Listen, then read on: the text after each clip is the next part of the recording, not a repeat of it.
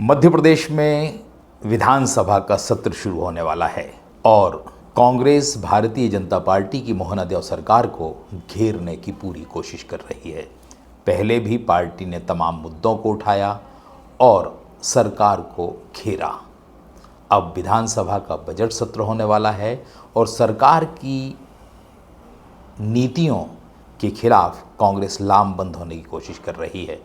लेकिन विधानसभा के बजट सत्र में कांग्रेस के निशाने पर 3 मंत्री रहने वाले हैं, जिनकी बर्खास्तगी से लेकर उनके इस्तीफे की मांग कांग्रेस ने अभी से शुरू कर दी है।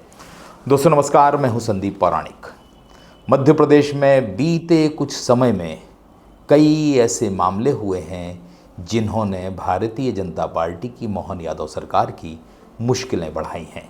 ये बात अलग है कि कांग्रेस उस तरह के आंदोलन, प्रदर्शन, जनता का दबाव सरकार पर नहीं बना पाई है जिसके चलते सरकार मुसीबत में आई। मध्य प्रदेश में कई मामले हुए हैं जो कांग्रेस को ताकत दे गए, संजीवनी दे गए, लेकिन इतनी ताकत नहीं मिल पाई कि वो सरकार की मुश्किल बढ़ा सके। हाँ, विधानसभा का बजट सत्र है और कांग्रेस की कोशिश है कि इस सत्र के दौरान वो सरकार की नाकामियां गिनाए और व्यक्तिगत तौर पर या कहें कि विभागीय तौर पर मंत्रियों को घेरने की रणनीति बना रही है। कांग्रेस की अगर हम बात करें तो उसके लिए सबसे बड़ा मसला सोफिया कुरैशी सैन्य अधिकारी के खिलाफ विजय शाह का बयान था। विजय शाह ने यह सांप्रदायिक सद्भाव बिगाड़ने के लिए दिया गया, ऐसा कांग्रेस का आरोप था और उसको लेकर कांग्रेस लगातार हमलावर है। मामला सर्वोच्च न्यायालय में है और कांग्रेस की कोशिश है कि अगर इस मसले को पूरी दमदारी से विधानसभा में उठाया जाए और प्रदेश स्तर पर जाए तो विजय शाह के खिलाफ माहौल बनेगा और सरकार पर दबाव बनेगा। एक अन्य मसला है छिंदवाड़ा का, जहां जहरीला कफ सिरप पीने से कई बच्चों की जान गई थी। ये मामला प्रदेश, देश और अंतर्राष्ट्रीय स्तर पर सुर्खियों में आया क्योंकि जहरीला सिरप बच्चों को दिया गया था।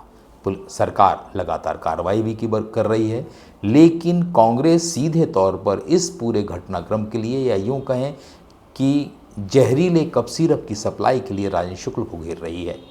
कांग्रेस ने कई बार आरोप लगाए कि राज्य का स्वास्थ्य महकमा वो काम नहीं कर पा रहा है जो उसे करना चाहिए और इसके मुखिया राजन शुक्ल हैं। लिहाजा कांग्रेस की मांग यही है कि इन्हें भी बर्खास्त किया जाए। और तीसरा मामला अभी हाल का है इंदौर का, जहां दूषित पानी पीने से 20 से ज़्यादा लोगों की जान जा चुकी है। ये आंकड़ा लगातार बढ़ता जा रहा है। अब कांग्रेस स्थानीय विधायक और राज्य सरकार के नगरीय प्रशासन मंत्री कैलाश विजयवर्गीय को घेर रही है। कोशिश कांग्रेस की यह है कि विजयवर्गीय पर भी इस तरह का दबाव बनाया जाए, या वो इस्तीफा दे दें या सरकार उन्हें बर्खास्त कर दे, मुख्यमंत्री उन्हें बर्खास्त कर दें। ये कांग्रेस की रणनीति है। लगता ऐसा है कि कांग्रेस विभागीय तौर पर मंत्रियों पर ज़्यादा दबाव बनाएगी, ना कि मुख्यमंत्री पर। मुख्यमंत्री के अधीन पूरी सरकार है और कई विभागों की कमियां कांग्रेस के सामने हैं, लेकिन कांग्रेस इन 3 मसलों को लेकर आगे बढ़ने की कोशिश कर रही है।